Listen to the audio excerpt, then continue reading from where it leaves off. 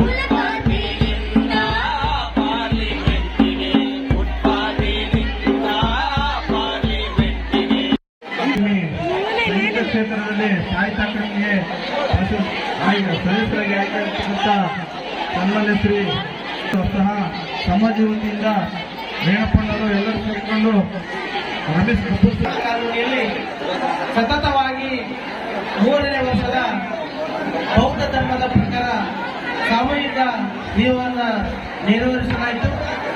ಈ ಒಂದು ಸಾಮೂಹಿಕ ವಿವಾಹ ಕಾರ್ಯಕ್ರಮಕ್ಕೆ ಪ್ರತ್ಯಕ್ಷವಾಗಿ ಮತ್ತು ಪರೋಕ್ಷವಾಗಿ ಸಹಕಾರ ಮಾಡಿದಂತ ಗಂಗಾವತಿ ತಾಲೂಕಿನ ಮತ್ತು ಕಾಟಗಿ ತಾಲೂಕಿನ ವನ್ಯಜೀವಿಗಳು ಮತ್ತು ಎಲ್ಲ ಗಣ್ಯಮಾನ್ಯರು, ಈ ಒಂದು ಸಮಾಜದ ಹಿರಿಯರು, ಮುಖಂಡರುಗಳು, ಯುವಕರು ಎಲ್ಲರಿಗೂ ಈ ಒಂದು ವೇದಿಕೆಯ ಮುಖಾಂತರ ಅವರಿಗೆಲ್ಲರಿಗೂ ತುಂಬಾ ಅಭಿನಂದನೆ ಸಲ್ಲಿಸುತ್ತಾ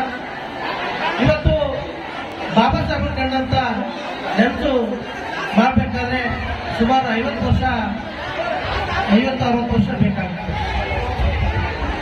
ಪ್ರತಿ ವರ್ಷದಂತೆ ಈ ವರ್ಷ ಕೂಡ ಗಂಗೋತ್ರಿ ನಗರದಲ್ಲಿ ಸಾಮೂಹಿಕವಾಗಿ ಬೌದ್ಧ ಧರ್ಮದ ಪ್ರಕಾರ ಸಾಮೂಹಿಕವನ್ನ ಇಲ್ಲಿ ನಿರ್ಮಿಸ್ತಾ ಇದೆ. ಈಗಾಗಲೇ ದೇಶದ ವಿವಿಧ ರಾಜ್ಯಗಳಲ್ಲಿ ಕೂಡ ಇದೇ ರೀತಿಯಾಗಿ ಬೌದ್ಧ ಧರ್ಮದ ಸಾಮೂಹಿಕ ವಿವಾಹಗಳಾಗಿರಲಿ, ವೈಯಕ್ತಿಕ ವಿವಾಹಗಳಾಗಲಿ, ಬಾಬಾ ಸಾಹೇಬರ ಹುಟ್ಟಿದ ಏಪ್ರಿಲ್ 14ರಂದು ಸಾಮಾನ್ಯವಾಗಿ ಈ ಕಾರ್ಯಕ್ರಮಗಳು ನೆರವೇರಿಸುತ್ತಿರೋದು ಬಹಳ ತುಂಬಾ ಸಂತೋಷವಾಗಿದೆ. ಇದೇ ರೀತಿಯಾಗಿ ಈಗಾಗಲೇ ಈ ಒಂದು ಗಂಗೋತ್ರಿ ತಾಲೂಕಿನ ಜನ್ಮಕಲ್ಗಳಲ್ಲಿ ಕೂಡ ಸಾಮೂಹಿಕ ಮದುವೆಗಳು ಆಗ್ತಾ ಇದೆ.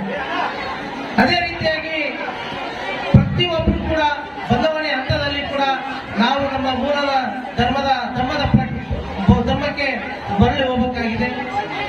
ಈ ಒಂದು ಧರ್ಮದ ಆಶಯಗಳನ್ನ ಬಾಬಾ ಸಾಹೇಬರು ಇಡೀ ಪ್ರಪಂಚಕ್ಕೆ ಸುಮಾರು 9 ಭಾಷೆಗಳನ್ನ ಕಲಿತಂತ ಮತ್ತು ಪಾಲಿ ಭಾಷೆಗಳನ್ನು ಬೌದ್ಧ ಧರ್ಮದ ಪಾಲಿ ಭಾಷೆಗಳನ್ನ ಅರ್ಥ ಮಾಡಿಕೊಂಡು ಅದನ್ನ ಹಿಂದಿಯಲ್ಲಿ ಪರಿಭಾಷಣವಾಗಿ ಬೌದ್ಧ ಧರ್ಮದ ಎಲ್ಲೆಲ್ಲಿ ಏನು ರಾಜ್ಯ ಬೌದ್ಧ ಭಿಕ್ಷುಗಳು ಎಲ್ಲೆಲ್ಲಿದ್ರು, ಎಲ್ಲೆಲ್ಲಿ ಹುಟ್ಟಿದ್ರು, ಎಲ್ಲೆಲ್ಲಿ ಮತ್ತೆ ಅವರು ಬೌದ್ಧವೈಯರುಗಳು ಇವೆ, ಅವೆಲ್ಲವನ್ನೂ ಕೂಡ ಒಂದು ನಮ್ಮ ಭಾಷೆಯಲ್ಲಿ ಪುಸ್ತಕಗಳನ್ನು ಬರೆದಾಗ ಇವತ್ತು ನಾವು ಈ ಭಾರತದಲ್ಲಿ ಮೂಲ ಬೌದ್ಧ ಧರ್ಮ ಇತ್ತು ಅನ್ನೋದು ಕೂಡ ನಾವು ಕಾಣ್ತೇವೆ.